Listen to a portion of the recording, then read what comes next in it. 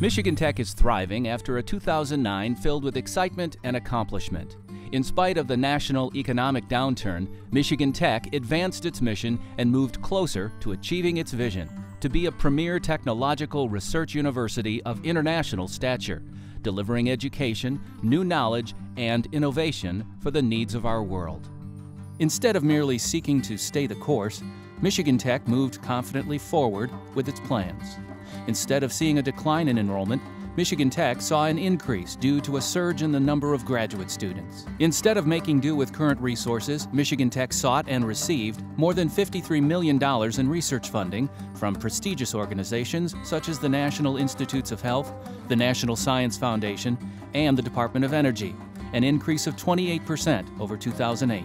And instead of putting a hold on growth, Michigan Tech broke ground for a new residential apartment complex, purchased and renovated the Upper Peninsula Power Company building to create the new Lakeshore Center, a business incubator, and began construction to house the growing programs at the Keweenaw Research Center. In addition, a new art gallery was built and dedicated on the lower level of the Rosé Center for Performing Arts, and 10 luxury suites were added to the John J. McInnes Student Ice Arena. Both projects were funded in part by generous donations from alumni and friends. We even added a new team to our athletics roster, women's soccer, which will begin competition in the fall of 2010. Very excited to add women's soccer for fall 2010. It's a conference sport. We'll have a schedule right away, and it brings approximately 25 more women to campus. And I think that really meets the university's strategic goal in increasing female enrollment. 2009, by all accounts, was an unequivocal success for Michigan Tech. The accomplishments of our faculty, as well as our students, are a testament to the entrepreneurial and adventurous spirit that pervades among those who call the university on the Keweenaw Peninsula home.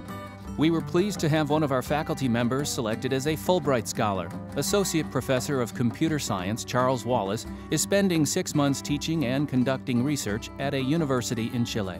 Assistant Professor Scott Miers received a Lloyd L. Withrow Distinguished Speaker Award from the Society of Automotive Engineers. It's really kind of an honor to be realizing that you're being recognized from your peers or by your peers to receive this award. These are the folks that I look to and that I strive to be and do the quality of research that they do. Physics Professor Ulrich Hansmann was named Fellow of the American Physical Society in the Division of Computational Physics. It's of course a great honor, and it's a recognition of my work here at the university. Well, I'm somehow falling in between them. What I'm doing is a bit physics, it's a bit biochemistry, a bit computer science, and so it also acknowledges these interdepartmental work. Through the generosity of Richard and Bonnie Robbins, 3 Michigan Tech researchers became Robbins chairs in the fields related to sustainability. Their gift provided the basis for 3 chair positions within Michigan Tech, and then a new initiative at sustainability, a bunch of new faculty hires. Well, I'm very pleased, very honored to be named a Robbins Chair. What it allows me to do, though, is to look at some high-risk, potentially high-payoff kinds of research that normally a funding agency may not wish to fund simply because it is such high risk. So it allows me to explore and to delve into some areas that otherwise we would not be able to do. A sustainable environment and renewable energy sources are key components of Michigan Tech's research focus, and several organizations endorsed our efforts. For example, research by Michigan Tech and Michigan State University, in our roles as partners in Michigan's first University Center of Energy Excellence, will support development of the state's first cellulosic ethanol plant.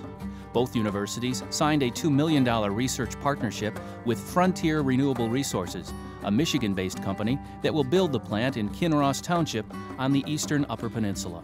If the greenhouse gas benefits are great enough, then these fuels can qualify for carbon credits that can help make these fuels even more profitable and ease their transition into the market. Professor Gordon Parker is doing research to improve mileage and reduce emissions. Being able to do some research that really has some direct impact for the OEMs, I think this fits that bill.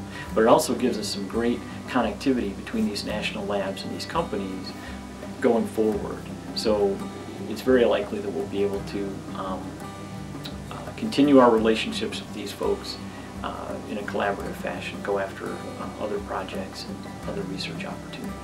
In addition, CN, one of the largest railroads in North America, donated $250,000 to Michigan Tech's Rail Transportation Program to create the CN Rail Transportation Educational Center. In addition to CN, other rail corporations like Union Pacific are recognizing what Michigan Tech has to offer. I think what impresses me the most is that the passion that the railroad leadership here shows about the overall subject of preparing students for railway education. We also received nearly $3 million in federal stimulus funds to develop an interdisciplinary educational program for engineers and technicians who will design and build the next generation of hybrid electric vehicles. This project is being led by faculty member Jeff Naber in partnership with General Motors. We've integrated activities and classes from electrical engineering, mechanical engineering, chemical engineering, and material sciences, and looked at the aspects that really go into the propulsion systems and vehicles for hybrid electric drive vehicles.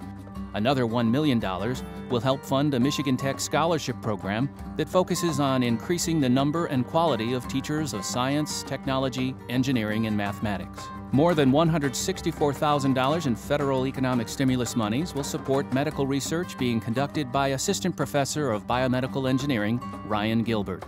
He is developing a hydrogel that could reduce inflammation and promote healing of spinal cord injuries. Macrophages can be bad for spinal cord injury, but if you tweak them with drugs, you can make them into a type of cell that helps repair the spinal cord.